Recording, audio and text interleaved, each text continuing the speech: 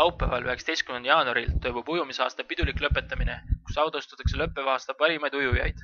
Aasta 2012 oli äärmiselt edukas tervel Eesti ujumiskoondisele. Tiitlivõistlused võideti kokku 4 medalit, millest säravaim oli Triin Aljandi hõbemedal mais toimunud Euroopa meistrivõistlustel Ungaris Debrecen'is, kes äsja valiti ka teistkordselt Eesti parimaks naisportlaseks.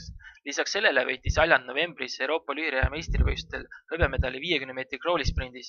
Triin Aljandi sloveenlasest treenerilt Dmitri Matševitšil jätkus enda hoolealuse kohta vaid kiidusõnu.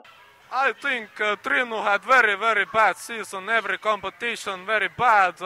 She doesn't know how to swim, very bad technique. She make 10 mistake in the start, 20 mistake in the turn, 50 mistake in the finish. Everything is wrong. She very bad technique. She swim like a dog. She's a bad athlete. She doesn't know how to prepare for big competition. And I don't like working with her.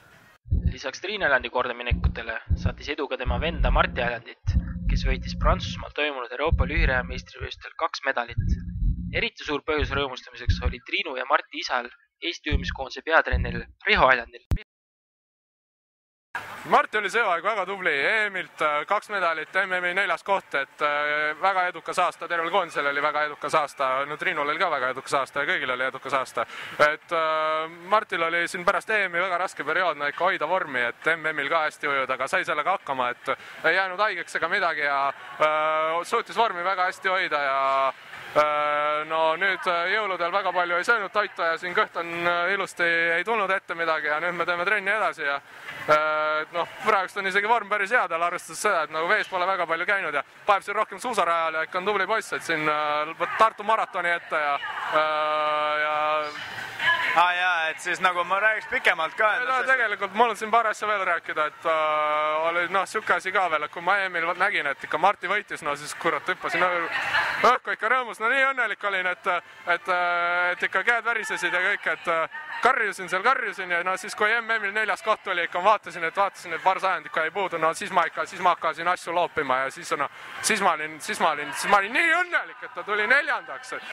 Triinu ja Marti Aljandi kõrval kerkis esile noor Audentese Siiri Põlluveeri käe all treeniv Ralf Tributsov, kes ujus end sügisel toimunud Euroopa meistrivõistlustel 2 korda poolfinaali.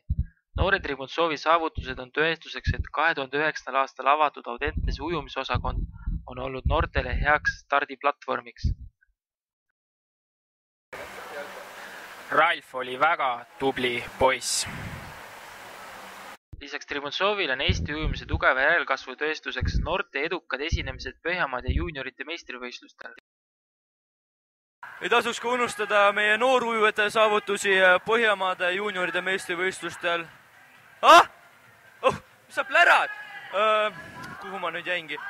Jah, tahaks välja tuua Sigrid Sepa erilised saavutused ja edasimineku eelmisel aastal. Samas on järgmisel hooajal Ain Kaasiku sõnul noortel veel arenguruumi. Ma leian isiklikult, et kõigil oleks veel arenemisruumi, et mina omal ajal oli üks õpilane, kes just seal 50 krooli trennis pani 20,5-ga. Võistlustel ei suutnud alla 25 ujuda. Eesti ujujate edukad esinemised tiitlivõistlustel ei jätnud külmaks ka Eesti kõige kaugemates paikades olevaid treenereid.